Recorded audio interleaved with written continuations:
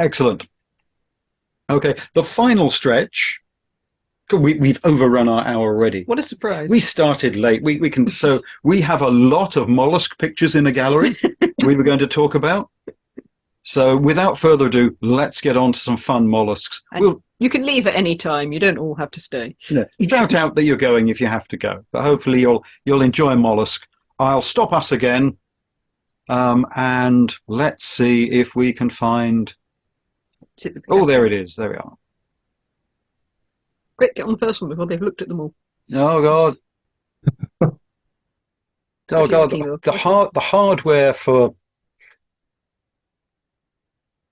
Oh, where is it? Oh, yeah. Sorry. Double click. Yeah. Okay. So when people think mollusks, they often think snails. And the biggest common snail we see is the whelk. So Dawn's only put Latin names on, so we are advancing you through the course of this. Rob will shout out the common names of every single one. I will not. I don't want to be proven wrong. But we haven't got Simon Taylor here, which is a real shame, it's good. because we were hoping he would correct us a bit. So, yeah. Now, I should say, before we get too far in, this is not taxonomic order. It's just easy to think about order. Yeah, they seemed like organizational lumps. So we are starting with gastropods, snails. I mean, just to get people familiar, I mean, you have regular mollusks here, and then you have weird, wacky ones, which we'll move into. And I mean, the whelk is the snailiest of all snails, albeit a savage predator, and lays these monster eggs, or egg balls, which we see washed up. And I wasn't going to mention it, but the Bisicon perversum, weird red whelk, not red whelk, was it? Well, there was, which somebody had shown an egg case for. It had arrived looking like a sort of a neck brace from presumably the Gulf of North America. Mm-hmm. Yeah. So these are dog whelk eggs. Netted dog whelk eggs. And ridiculously, we didn't search out a picture of a netted dog whelk. They're very dull. Very dull, but mollusk eggs often look pocketed like this. So you can see there's a theme in whelky eggs. This is the red whelk. Okay, tell them about the red whelk. This is Neptunia antica. It's found all the way around the UK, but much more rarely than the common whelk, and it spirals in the opposite direction, and I think it's a much prettier animal as well. Yeah, it's intriguing. The weird Gulf of Mexico whelk was also reverse spiraling and was in a family of reverse spiraling whelks. So they were all called things like perversum and sinistrum and so on. It made them sound very X-Men-ish, I thought. So, but it's not all big ugly snails. The tops are a very nice little bunch, and this is a grey top. It is. So usually motoring around on algae. So we get a few of those, but its glamorous relative is the painted top shell. The painted top shell. And what's the most interesting thing about a painted top shell? We're about to find out. We are indeed. One more, just one more, just one more, and it'll get exciting. Okay, so that weird brown thing curling round from the bottom of the shell is its tongue, and they lick their entire shell every day to remove food particles and things that are growing on them. That's why they're always so clean, and they get about 20% of their diet from doing that. So 20% of the day they don't have to bother looking for anything. Yeah, and I joked that it must be even more than a cat gets. But Dawn thought that was in poor taste, so I promised not to repeat it. Yes, it's not as much as our cat gets, is it? No. Always cleaning himself. This is another top shell. This is the turban top shell that we see a lot up in Scotland, just wandering about on the sediment, hoovering stuff up. Unprepossessing, but very characteristic. A bit bigger than the other top shells, I think. Yeah, quite a chunk. Yeah. And they look quite like the spiral of a worm, one of the keel worms, if you're just passing by. Only they're movable and not fixed. True. Oh, same thing. Cowries are cool. And previously, we've had discussions about how do you identify which cowrie is which, because you have Trivia monarcha and Trivia arctica, and there was a lot of discussion about mantles and this and that and the other. And I'm pretty sure it's down to dots. So your common Trivia have dots on if they're monarcha, and they're white if they're arctica, like snow. Click on. So we're going to move on.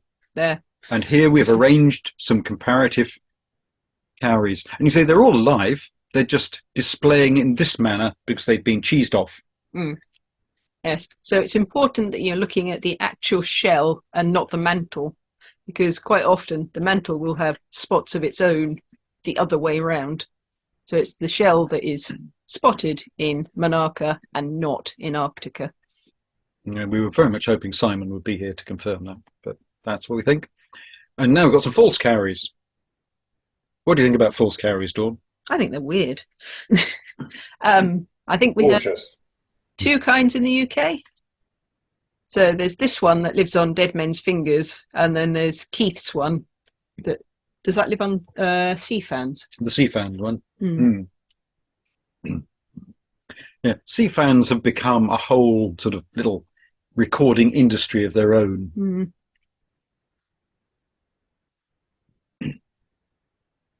No, they are pretty though. Yeah, good fun. So a false cowrie, and I think their methodology and their form is very similar.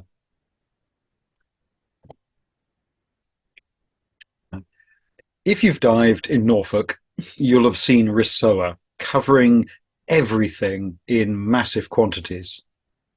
And so this is just an opportunity to see them individually. And this is on eelgrass, which proves, quite obviously, this isn't in Norfolk. But you can see where the eelgrass is. I mean, these are big ones, actually, aren't they? No, they're still tiny. Well, this eelgrass is maybe 3 or 4 millimeters wide. It could be a very spindly bit. It is off Arran. Ah. Arran seagrass. So I think that's generally quite healthy. So I'd say these were fairly big for rissoa. I'd say rissoa could be a fifth that size in millimetre or 2 and upwards. But classic snail, look like a tiny whelk. And this is a beautiful rissoa. Yes. This one's from Portland. It's very much a southern species. It's Rissoa guernii. But up in Scotland, there's Rissoa lilacina, which has very bright yellow. Are they rhinophores in snails, or are they not? Yeah, they're rhinophores if they stick out. Yeah, rhinophores. And also has a very pretty black and whitish sort of shell. But this is the prettiest one. And that's on a bit of codium.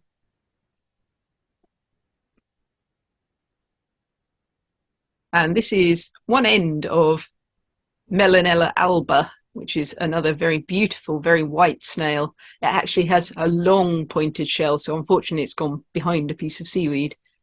But again, it's got the yellow rhinophores and a yellow edge to its foot.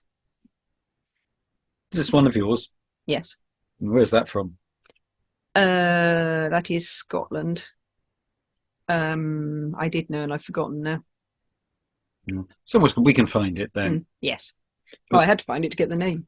Yeah. Well, I'd say, I mean, from a photographic point of view, we can probably go back and recover what appears to be a burnt out highlight on that shell in the middle.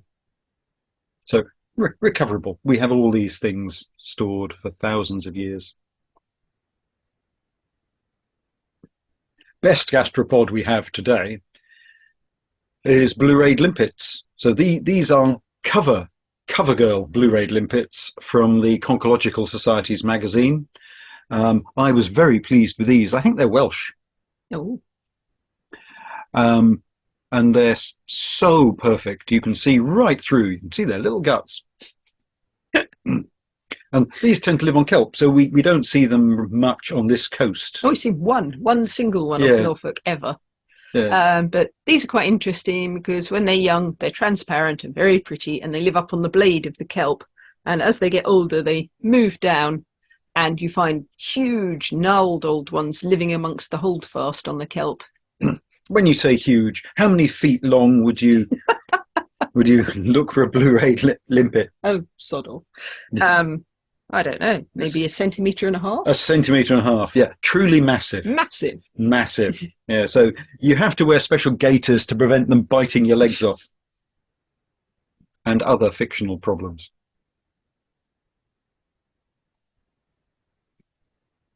My slideshow's stuck. Have you broken it? No, we've got mussels. Okay, so after the gastropods, what could be better than a mollusk with one shell? A mollusk with two shells. Up to its neck in its own poo. Yes, this is a lively poo-infested mussel bed. And so, I mean, these are blue mussels, edible mussels, mitellus, edulis, and they form biogenic reefs. And people will wax lyrical about the power of mussels to remove crud from the water. But you can see they do concentrate it. Has to go somewhere. Yeah. Almost nothing more exciting than watching a mussel have a poo. But they are very good looking when they grow sort of quickly and in good conditions. I think these ones are mostly Dutch. But nicely coloured, growing fast. Most molluscs have growth rings, so it looks like that big one might be in its fourth year. That might actually be months. Yeah, it could be. They don't last very long. Yeah. Well, I think mostly because they tend to get eaten. And also, it's bigger than the others, but that's not a big one. No. And then that's maybe 3 centimetres. Not even legal size. But if you want a big mussel, then the horse mussel is the mussel for you. This is Modiolus modiolus. Again, we see dead shell round East Anglia. I was in Lincolnshire last week and saw them washed in. And we're looking for them because they form more persistent beds. They are bigger, much more long-lived than the blue mussel. And they can become a persistent habitat, whereas the blue mussels will tend to get eaten out very quickly. Next, on to scallops. So this is a little king scallop. Yes, it's a juvenile one, so it's very pretty and cute still. And the way to tell king and queen scallops apart is that the kings have a completely flat top shell because they spend most of their time buried in the sediment and they try to completely cover themselves. Whereas the queen scallops, moving on. I was going to say, observe the flatness of the top of this unusually clean scallop. Yeah. This is a queen scallop, and you can see it's got a curved top shell. So they don't tend to bury themselves very much. They live out in the open and they rely on clapping their shells together to escape through the water. And so what they tend to have on their curved shells is living sponge, and lots of different species will do this. So you can't assume that you've got a particular one just because it's on a scallop. And it's a symbiotic relationship. The sponge provides a bit of buoyancy to get the thing up into the water column, and it also tastes absolutely foul if anything were to grab hold of it. And in return, the scallop is forever clumping around in loose sediment and providing the sponge with food particles. Indeed. And sponges are full of glass spikes and often poisonous as well. Mm-hmm. Here's a really lovely one. Ah. It's a fascinator. And here's what tends to happen to the sponge. If a nudibranch manages to get on board while the scallop is still, it can eat the whole of the surface sponge off pretty quickly. Even a sponge with formidable defences, there will be a predator prepared and probably actually slavering at the chance to eat that particular poison and work around those particular glass spikes. So we think that's, have we decided that that's a Getodoris planata? I think that one is. I think I can see the poison glands, but I'm never confident with this. Okay. Yep. Ian says yep. Excellent. Yeah. So well, somebody says yep. So we thought so, and to the extent where we included this big one. See, I think that one's the other one. What do you think, Ian? Do you think that's a lemon? I'm confused here. Yeah, I'd probably go Doris on that one, but yeah, Yeah, not I sure. thought it was Dorisy, but I think the other one is Gita Doris, isn't it? Yeah, they're two very similar slugs. Yep. And so we're throwing them in before the slug section because we had too many slugs. So we can hide them here. And frankly, they have the same lifestyle and the same victims. So Yeah, they're big and flat and round. Gita Doris has sort of acid sacs around its skirt and tends to have a bit of a wave, whereas Doris pseudoargus, the lemon, tends to look like a lemon and stick hard down to stuff and look a bit more cobby. I like the way the name gets left behind. Well, I'm sorry. So third group of scallops we tend to see quite often in this country is the chlamys, and there are many, many species of chlamys, and I would not begin to try to tell them apart. No, again, if only Simon was here, he'd know. They tend to stick to things, though, rather than being out in the open loose. Yeah, so you could mistake this for a clean little queen scallop, but the ears on the hinge are markedly asymmetric. Yes. So quite unequal. Is that all you'd say? Yes. Yeah, so... Oh, you've seen Barnea candida before, the piddock. And these are often, or can be known as angel's wings, because the two white shells inside open up to look like cartoon angel's wings. And they're not feathered at the end, they have a rasp, and they jiggle around in their hole, turning to maintain a hole large enough to match the size of their wings, their shell, as they grow. But looked at close up, you can see just what a great singing voice they must have. And there's lots of bivalves where you only really see the siphon. Razor shells are one classic. This is a type of gaper called a mire, and this just has a particularly ugly, horrible siphon. It really does, and it doesn't mind being poked either. So they're quite a cobby lump of stuff sticking out of the sediment, and you can go and prod them a bit and they'll maybe close up a little bit, but they don't withdraw. Yeah, I think it looks like an ancient pan au chocolat. Very ancient. Yeah, probably a British rail one.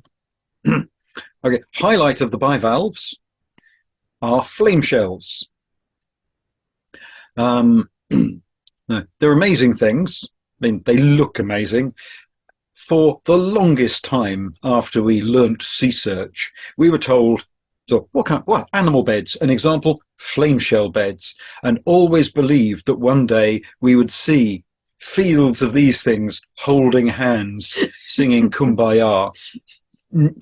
Nobody had ever been capable of saying the beds these things form are sort of sticky mats of shell debris and gravel.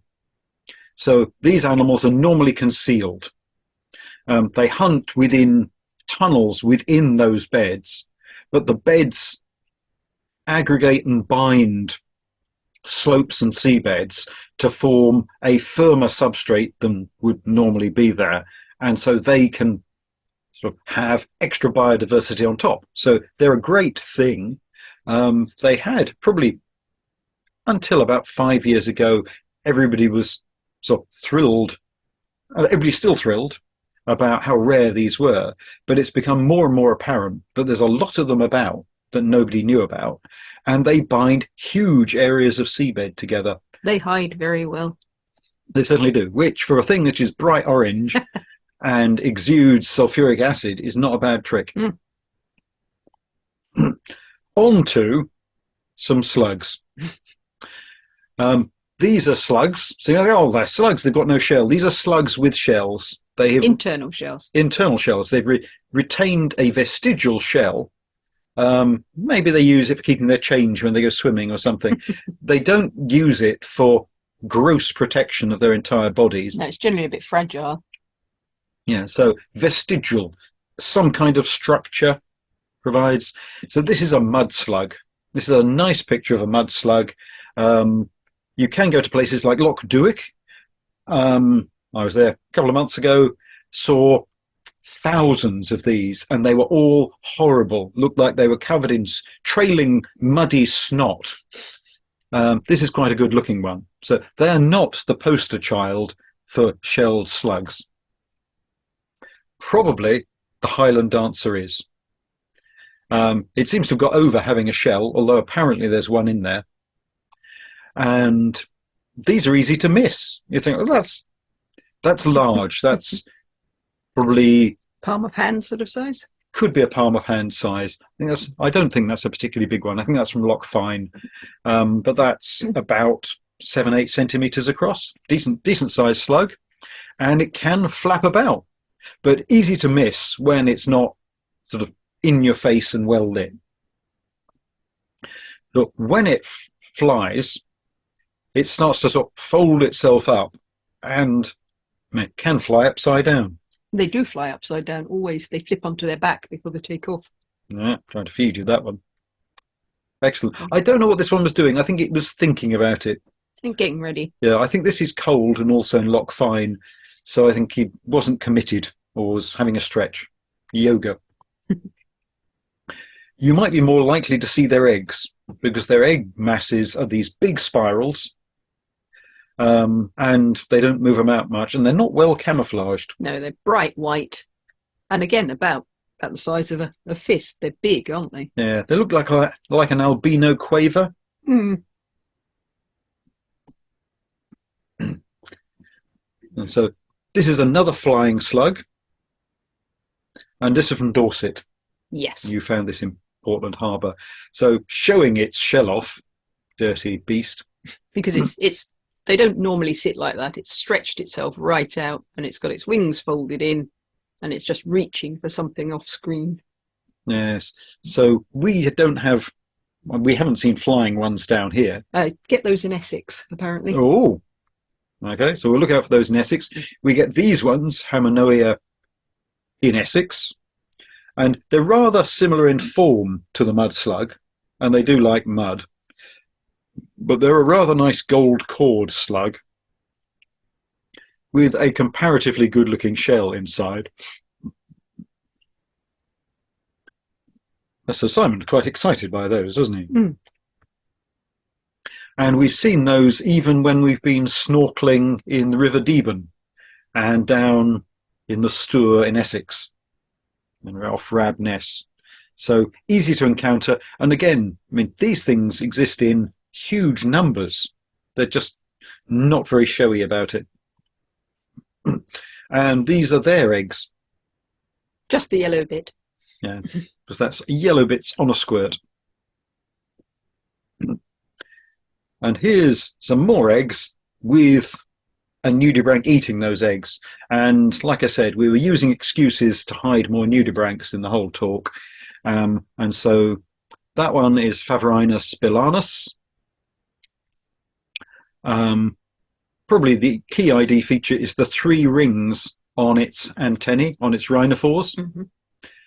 That likes to eat eggs. And here's Faverinus brachialis, or branchialis, and there you can see the weird sort of brown stockings on its rhinophores. I always think they look a bit like stretched out baby bottles. Yes, maybe that. Baby bottles full of beer. Sounds about right. Yes. And they're a Rissoa. That Rissoa eat everything. Just not very much of it each. And our last shelled slug is Colpodaspis pusilla, which is tiny. And so it's little, it's on a little leaf, and it's beside some sort of crusty jassa or amphipod things. So a big one of those would be 5 millimeters long. Yeah, they are tiddly. Very cute. Yeah, very small, very cute. Like the hares. So hares have remnant shells inside as well. They're vegetarian. Our next selections are vegetarian. So we have hares, which, when I've met them in Scotland and other places, have been very red. They pose fantastically, And you can see they're rhinophores, and their whole bodies are kind of folded and rolled. Unlike sort of even a snail, which has stalks, this thing seems to have rolled bits of itself up to make stalks. We've had quite a show of these off Norfolk this year, and all ours have been big and fat and brown. But size is no obstacle to sauciness, and they have been at it Like knives. like knives. Dirty, dirty slugs. Very lovely slugs. You can see their little black eyes. So you can see the stalks aren't eyes. Their eyes, the little black dots, kind of at the base of the ear stalks. There, see that one's eye quite nicely. Yeah. Yeah. Far too many of those. That does look like the darkest one we've seen off Norfolk. But nearly all of them were brown. So probably down to what they're eating, sort of time of year, type of algae, what kind of sort of chloroplasts and nutrients they're pulling out. So the hairs are Aplysia, and for the convenience of keeping vegetarians together, these ones are Elysia viridis.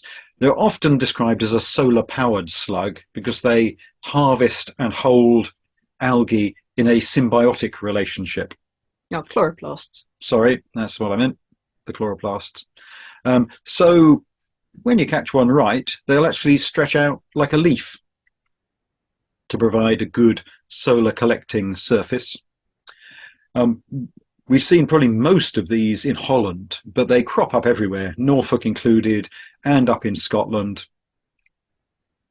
And we've seen close relatives in Indonesia. So, common family. So here are some harvesting chloroplasts from Codium, a seaweed. Here they are coming back from the pub afterwards. Here's an idea of scale. These tend to be quite small. I suppose you might see a big one that could be a couple of centimetres long, but mostly they'd be less than a centimetre. Pretty small. Generally in big numbers, though. Yeah. And here's one that's fallen off the wagon and gone on the red algae. And that's given rise to this yellow colour.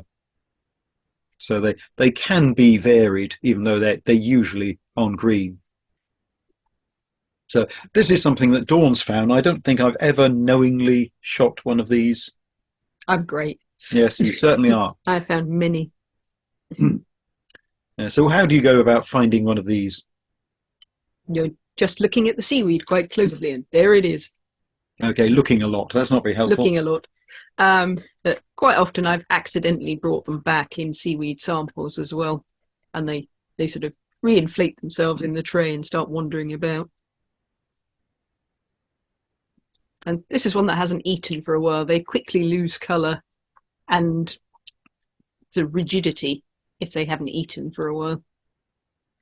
Yeah, so it looks like they digest, so they don't hold the colour like the Elysias do. No. That's just a passing sort of bloom. But this latter selection is perhaps some of the ones we most commonly see off Norfolk. So Edmondsella pedata. So we're on to nudibranchs proper. Quite true. All carnivorous. Nudibranchs are by definition carnivorous. So the violet sea slug, quite easy to spot just by its appearance. There's a similarly coloured Mediterranean one, not the same one.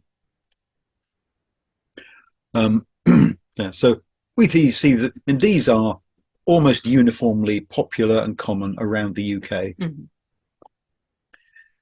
Genola, or Ex-Genolus, now Antiopella cristata, also similarly uniformly apparent. We've not had great slug numbers around Norfolk for the last few years. No, been very quiet for nudibranchs recently. Yes, very disappointing. Again, these two. So Acanthodoris pilosa occurs in this nice white or a kind of fawn. If someone talks to you about a Scotty dog slug, this is what they'd be talking about, a little shaggy slug Feeds on finger bryozoan, so if you see that rolling around, there's usually a few of them on it somewhere. Yeah, there are a lot of dorises, and some of them are quite similar. So you can see the Acanthodoris was spiky, but this one's bobbly. And tiny. You see it's feeding on Electropolosa, so it's a tiddly little thing. It's less than a centimetre long and thematically similar to the Acanthodoris, but sort of rounder, softer. Yes.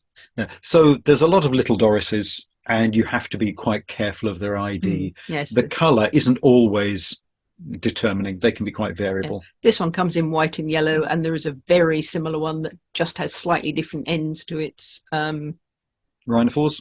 No, the other thing. Rosette? The bits in the middle. Cubicles. Yes, thank you. Okay, excellent. Thank you very much, Ian.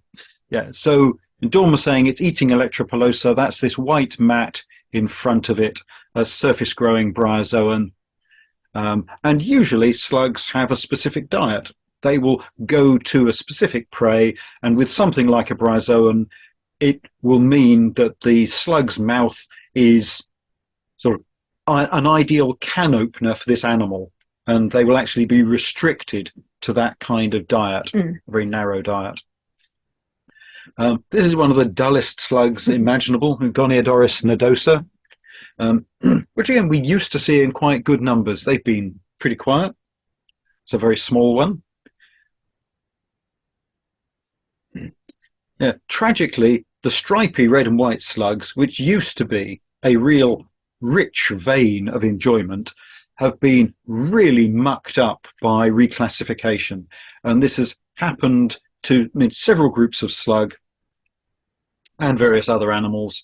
And so if you have an older book, you might find that it is now significantly out of date, as so the big group of red and white long typical sea slugs has been broken up.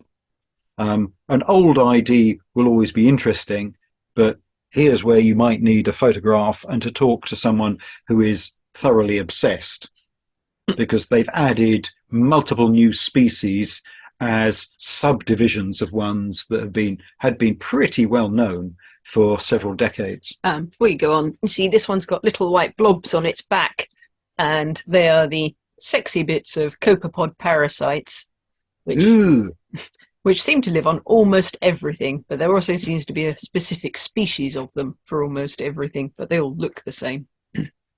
Yeah, so they're often paired, aren't they? Maybe that's... Yes, I think, are they not pairs of bollocks, basically? Gonads. Egg sacs. Not always. Yeah. Probably some of each. Yes. Yeah, so the brown ones, or these white and red ones, have become quite confused. But I chose this one, probably Fjordia brown eye. We did meet Greg Brown, so He's a nice bloke. he was very nice.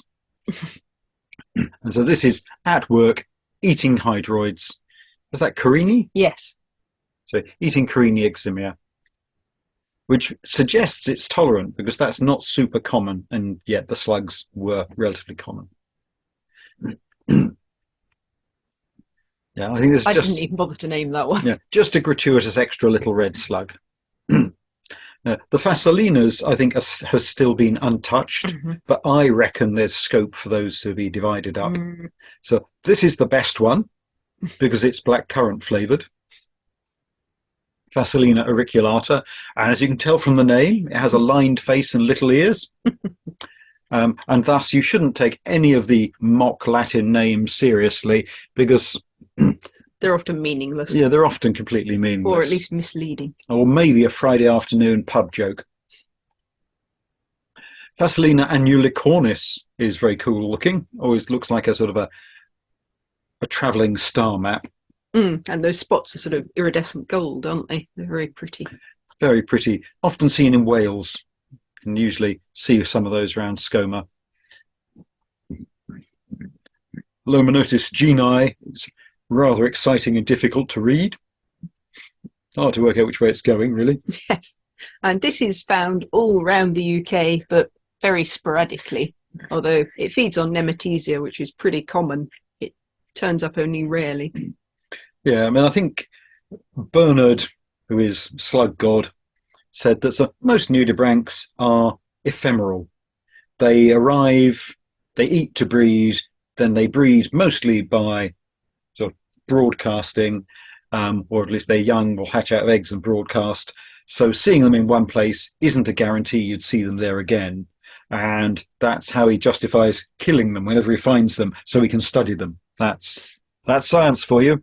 It does come in this rather nice red colourway. I thought that was pretty good. And here you can more clearly see the rhinophores on the right end of it, and you can see they kind of have a fan or a brim at the top with a little spike out the top, which is rather like this Tritonia humburgi, which is one of the biggest slugs, and this one marches around on dead men's fingers, soft coral. And this is a Tritonia, and the Tritonias mostly have those sheathed rhinophores with spikes out the end. This is a little Tritonia. Oh, it's not a Tritonia, it's in the Tritonia group, but that's been renamed. So lineata, nice easy one to spot though. So 6 on the bottom, 2 white lines down the back, piece of cake. Very, very pleasing. Dendronotus used to be one slug for maybe a dozen variants. And I think that's now being divided up. I don't think it's been successfully divided yet. They still seem to be arguing. I think there's at least 3 or 4 of them now. And this is another Tritonia slug, so you can see these rings of spikes around its rhinophores. And you can visit a wreck and see tens of thousands of them, and they can be essentially invisible if you're more than a couple of feet away. But they get huge, don't they? Maybe 4 inches or so long? Yes, almost 10 centimetres maybe. Yeah. I think they can probably even be bigger than that. And I think a lot of these are quite flexible in size, can be flexible in size, because they're just mush. So Ampharina Wosubranchus, Daphodiris luteus cincta, example of your tiny cute slug. So a little Doris. So see that the end part of that first name is a Doris. It's another little round slug covered in spikes, and this is known as the fried egg sea slug. No, it would worry me though to have a fried egg that looked like that. Yes, that's a very well fertilized fried egg, isn't it? So cute little slug, nice little rhinophores, and it has a now new name for the other colourway. It's split. Yeah, because that was var alba. Yeah. And now it's separately identified species. But it is quite clearly a very different thing. It's not just got the red missing, it doesn't have the spikes on the back either. It's a completely different texture along its back. And again, this is a reason why you'd want to take pictures of little things, because these texture differences are pretty much invisible to the naked eye.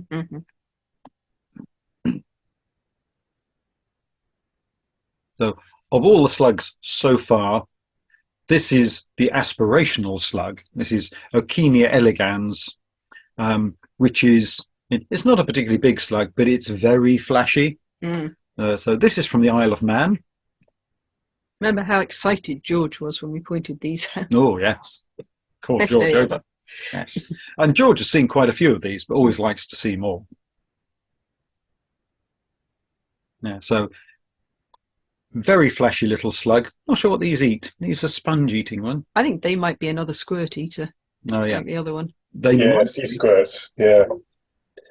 Yeah, because this year off Suffolk, Dawn noticed this, and so she saw this, which is Ocenia aspersa, which is super cryptic, very, very rarely seen. Best disguised bloody thing.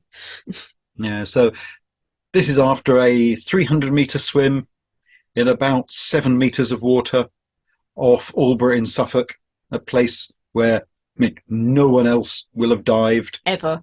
For good reasons. Yeah, so there you are. That's where you need to go to find rare slugs. And I think there's around 300 different species found around the UK, nudibranchs, not molluscs as a whole. And we've probably recorded maybe approaching 40. Mm. I think there are... And mollusc just above it. Pardon? Yes, that's what they live in. Right. They eat them from the inside with just their gills poking out of the siphon. So they're almost impossible to spot if you've got a really dense bed of mollusc. Fantastic. Great picture. Yeah. Oh, thank you so much. Mm. It was the highlight of my year. Excellent. So looking for eggs is probably the way to track some of these wacky molluscs, particularly nudibranchs. And sometimes the eggs, pink ruffle on the left, are more obvious than the slug. So this is a dotto slug, center of picture.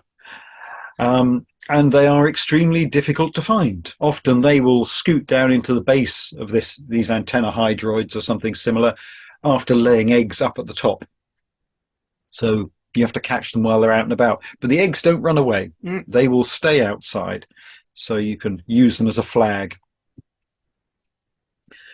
There are a lot of tiny slugs. And so you can see here, this slug is maybe 2-3 millimeters long. Its eggs are more obvious because they're a bright white hatch. There it is in all its glory, and it's not even a well-organized slug. It's just a mess. Some of these tiny ones just don't really seem to have enough structure to hold themselves together as a viewable entity. And so for photographic kind of comparison, you say, it's been easier to focus on the hydroids than the slug. Mm. And at this magnification, the depth of field is so limited, you can't get both of them in focus. And this is a reason for taking a lot of pictures of little stuff, because as you move and the things move, more pictures gives you a better chance of sort of catching the right bit that you want in focus, or maybe several bits that you want in focus. Tell us about this one, Dawn. This is off Norfolk. It's one of, I think, 66 records for the UK and the only one for England, and it was just an accident. I just saw a blue speck as I was going along and took it on the off chance, and I am so pleased with it. Well done. Yeah, so most of these don't have common names. No. So Trinchesia cuanensis, sounds cool. And so in some fields of underwater ID, you can get away with common names. And in some, you can't, because there aren't common names, or they're confusing. Like red whelk. I got confused about red whelks. Mm-hmm. So well worth sort of learning your names, because then you can baffle people in the pub. Great for pub quizzes.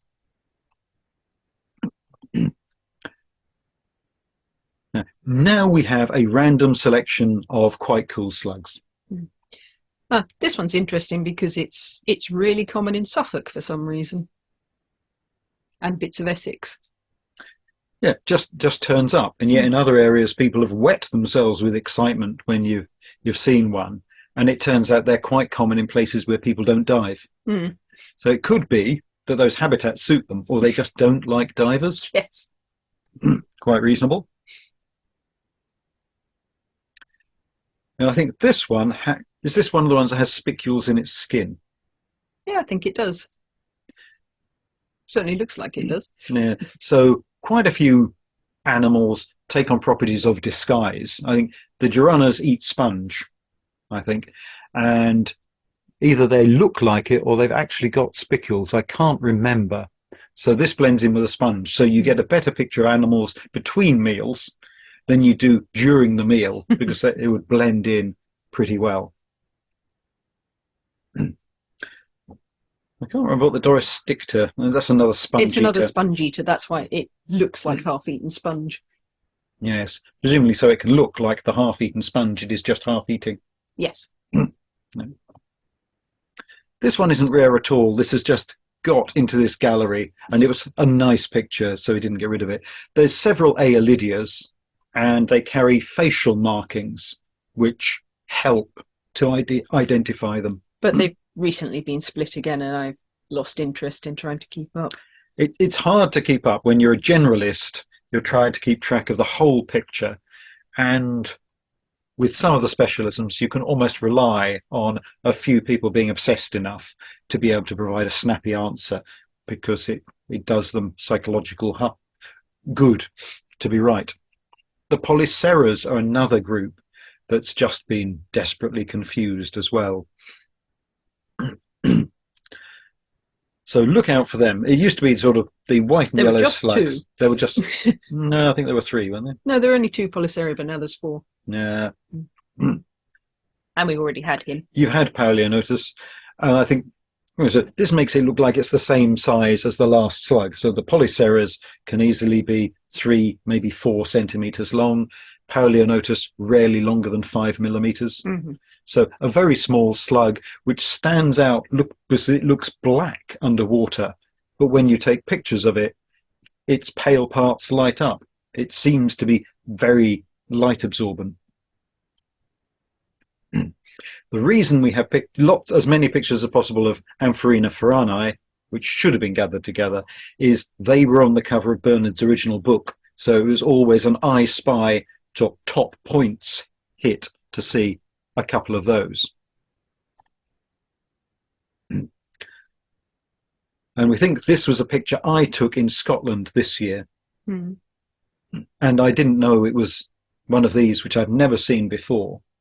And you just have to keep snapping at stuff. You can find that, I think at the scale it was, which is probably about 4 or 5 millimeters long, it looked like any number of little reddish slugs, but it was an unusual one. And so you have to use the magnification of your camera when you get home to work out what the hell it is you've been taking pictures of. Or get your girlfriend to do it for you. Or get my partner, the local sea search coordinator, to provide supporting expertise. I hadn't even noticed the picture was there. But she's very nosy, so she went through. Well done. On to big molluscs.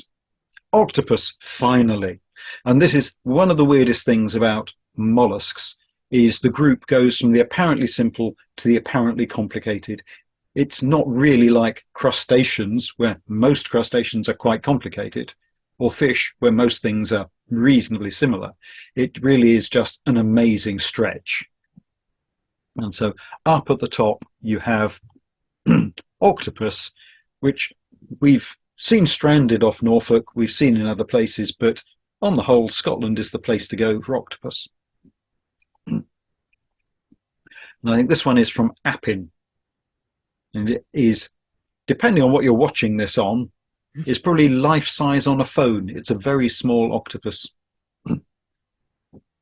Very cute. This is the best octopus. This is from Gozo. This is Cuttlefish. Cuttlefish, sorry. And it's Sepia officinalis, which is present across the Med into the Atlantic, around Europe, bizarrely absent from Norfolk most of the time. But this one was ever so good, so we'll show it off, and very responsive. And so the best thing about the intelligent cephalopods is they may engage with you on their terms. So luckily Dawn wasn't eaten. It wanted to. But this cuttlefish spent 20 minutes with us and sort of responded with curiosity to its reflections, to hand gestures, even sort of the valve on the back of Dawn's cylinder regulators. So a variety of other pictures of cuttlefish. These ones are Guernsey. Yeah, so I say Guernsey, taken by Dawn on a macro kind of setup view. And so Dawn's got a bit of backscatter in the top, which we haven't processed out. We don't tend to process out crud now. And I only mention it in passing because this would be a quick snap for a camera you had set up for macro, very close. And so that's meant that the flash is is sort of not spread out to avoid the backscatter with the crud at the top, but a nice sharp cuttlefish. And if you wanted to clean it up, you could easily clone out any of the crud. You'd crop it a bit closer, and that would be lovely. So even if you get a bit of scattery stuff, you can polish things as much as you like. What the hell are they? Cuttlefish eggs, Okay. obviously. So we are seeing quite a few bunches of common cuttlefish eggs off Norfolk now, which suggests the adults are there. We just haven't seen them. Yeah, it's weird because we go to Holland to dive to see cuttlefish in very similar conditions, very similar temperatures. Over there, they're regular. Over here, they are not. Rob's favourite. Everybody's favourite because it's the best animal. The little cuttlefish, bumblebee-sized, very cute, very aggressive, solitary. From people who've said they try to keep these, that they tend to kill each other, and their biggest frustration is they can't kill you, which they really would like to. And people just don't understand really how small they are. So bumblebee-sized is a big one, but up in Scotland, I think. Oh no, we're not in Scotland yet. Nearly there. Nearly there. So beautiful little cuttlefish, can change colours, including metallic gold. Sometimes called bumblebee squid. Bobtail squid, sorry. We call them cuttlefish. That seems much more respectful because squid always seem very thick, and and cuttlefish always seem clever. And I always thought the cuttlefish hinged. I'm sure they are a cuttlefish. Yes. And not a squid. Yeah, you could argue about it till the cows come home. And then we've got the slightly bigger little cuttlefish that you tend to find in Scotland, and there's a couple of ones. I think around Loch Crerran, always good hunting and finding ground. This one's swallowing a small prawn of some kind. Now he's crunching the bits. Yes, he's gone red because he's happy. And I thought this was identified as Sepietta oenana because the front two tentacles are somewhat sort of fused. Yeah, somewhat joined at the base, and they're a bit shorter as well. This is in the deep water off Puffin Dive Centre near Oban. Tends to do that a lot as well, which the others don't, do they? They just do a starburst of tentacles. Depends on their mood. Squid, probably top tier in difficult things to take pictures of. We used to see more eggs around, so this is a big pile of squid eggs on a wreck. And this is from Holland, where they put out sticks in very still water for cuttlefish eggs, but they're also used by squid. So one of the reasons we dive in Holland is the people there are more hospitable. Less of them try to kill cephalopods than do over here. Ugh. So with squid eggs, if you're careful and turn up at the right stage of development, you can take pictures of the infant squid inside. And you can get a pretty good view of them developing. Yeah, so these are Allotuthis eggs, where the last ones were Loligo, which tend to be more opaque. These are always very clear, so you can always see where they've got to. Yeah, so there you are. Worth snapping at those. There might be photographic subjects inside. I think these are yours, aren't they? Mm-hmm. So pretty spectacular when they do show. So this is putting on a show intending to do something, whereas normally I just get squid leaving. Yes. Fantastic. Spectacular. I'm so proud of her. It was worth that bend. Yeah. Definitely. And we're just going to draw to a close this slideshow with a chitin. So molluscs aren't restricted to one, two, or no shells, they can be jointed like this chitin, which looks like a woodlouse but has a big rubbery foot, just like all the other slugs. So we are done. Yes, and we've only overrun by more than 100%. Well, to give the people what they want. Excellent. Welcome back, people. God, I only lost one. Well done with that. Hello. Hi. Karen. Excellent. Hello. Yeah, so we were quite relaxed about that. We thought that was fine. You're a great double act, by the way, you guys. that was superb. Thank you very much. I really enjoyed that. You should see our observer course. We start actually punching each other. We're told it makes it bearable. Excellent. So you're not obliged to be here any longer, and we'd probably say, well, we'll allow 5 or 10 minutes of questions, and then everybody can go and not feel. What's the chat thing? Oh, there's a chat thing. It's probably something. I was here a moment ago. Okay, so anybody got any questions? Ooh. I've got an observation.